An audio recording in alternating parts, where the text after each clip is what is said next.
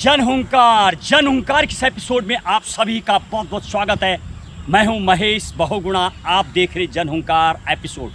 आज के जन हुंकार एपिसोड में सुप्रीम कोर्ट के लैंडमार्क जजमेंट की देंगे आपको अहम जानकारी, आपके लिए, अपनों के लिए और आपके ज्ञान के लिए, और बताएंगे आप सही है गलत, होना चाहिए नहीं।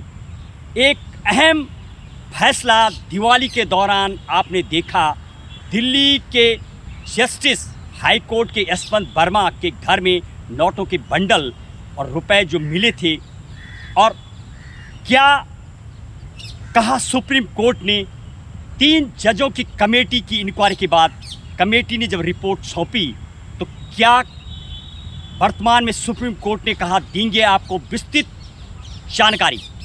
केस का यदि टाइटल की बात की जाए, XXX versus union of India, यानी केस जो संबंध है Yashwant Verma justice of Delhi high court, जिनके घर में नोटों के बंडल और कई बोरे नोटों के मिले थे और कुछ जले हुए नोट भी मिले थे। जब ये नोट पकड़े गए तो उसके बाद उस दौरान सीजीआई संजीव खन्ना थे, और अभी की बात करें जब कोर्ट अभी सुप्रीम कोर्ट में चला तो क्या कहा यशवंत वर्मा ने। यशवंत वर्मा ने अपनी दलील में कहा, सबसे पहले तो बताएं आपको, 3 जजों की जो कमेटी थी, कमेटी ने अपनी रिपोर्ट जब संजीव कुमार खन्ना को सौंपी तो संजीव खन्ना ने उस पर आगे रिपोर्ट प्रधानमंत्री नरेंद्र मोदी और राष्ट्रपति को वो रिपोर्ट सौंप दी। और अपनी रिपोर्ट में संजीव खन्ना ने रिकमेंड किया कि कहीं ना कहीं दोषी साबित होते हैं जस्टिस यशवंत वर्मा, और इनकी पोस्ट से तत्काल हटा दिया जाना चाहिए। और इसी को लेकर के चैलेंज किया यशवंत वर्मा ने सुप्रीम कोर्ट में, और सुप्रीम कोर्ट ने अभी सुनवाई करते हुए क्या कहा ये भी सुनिए। यशवंत वर्मा ने ये 3 चीज़ें वहाँ पर रखी। पहली ये कि chief justice of India Sanjeev Khanna कौन होते हैं, ये प्रधानमंत्री और राष्ट्रपति को कहने वाले हैं कि इनको इसकी पोस्ट से हटाई जाए। दूसरी बात उन्होंने कही, पब्लिकली वो वीडियो और रुपए नोटों के जले हुए को पब्लिकली कर देना, ये अधिकार भी नहीं है सीजीआई के पास। और तीसरी बात उन्होंने कहा, उनकी पोस्ट से हटाया जाए नहीं, ऐसा रिकमेंड नहीं कर सकते सीजीआई। और अब सुप्रीम कोर्ट ने जब इस केस की सुनवाई की तो सुप्रीम कोर्ट ने सुनवाई करते हुए कहा, संजीव खन्ना ने सिर्फ अब किसी भी अपनी पावर का कोई एक्सेस इस्तेमाल नहीं किया है, और सीजीआई पोस्ट कोई क्लरिकल पोस्ट नहीं है, सिर्फ फैसले सुना देना।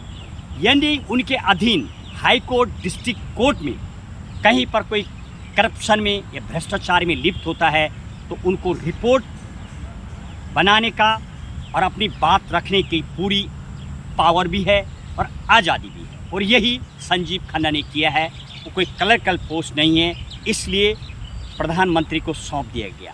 ये भी साफ अपनी तीसरी बात में यशवंत वर्मा ने कहा था कि ये सीजीआई को कोई पावर नहीं होती हटाने की, इसके लिए महाभियोग राज्यसभा लोकसभा से चलता है। और तब जाके देखिए, आप भारत का संविधान जब आप पढ़ेंगे, सब व्यवस्था और सारी चीज़ की व्यवस्था उस संविधान में मिलती है, किस तरीके से जज की होगी बहाली, कैसे हटाया जाएगा। और आखिरकार ये केस भी यही दिखा रहा है, सुपरमेसी ऑफ संविधान, सबसे ऊपर संविधान, पूरा देश और विधि से चलने वाले भारत देश, राष्ट्रपति, प्रधानमंत्री, जजेस, तमाम लोग इसी के अधीन करते हैं काम, संविधान के अधीन, और वही मानो इस्तेमाल होता हुआ नज़र आ रहा। आखिरकार सुप्रीम कोर्ट ने ये फैसला सुनाते हुए अब बॉल जो अभी वर्तमान की बात करूं तो बॉल अब सरकार के पाले में है। क्या होगा, क्या सरकार इस पर फैसला देगी, क्या महाभियोग चलाया जाएगा, ये तो अब सरकार के ऊपर ही डिपेंड करेगा।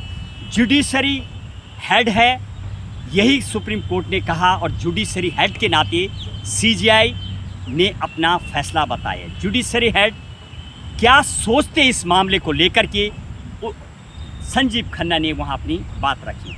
क्या कहेंगे आप? अब बॉल सरकार के पाले में। क्या यशवंत वर्मा पोस्ट से होंगे बर्खास्त? होने चाहिए नहीं। यदि लिप्त हैं और रिपोर्ट भी सरकार को जमा हो चुकी है तो क्या होगा सरकार का स्टंट, ये भी अब आएगा आने वाले दिनों में नज़र, और बनी रहेगी जनता की और हमारी भी नज़र।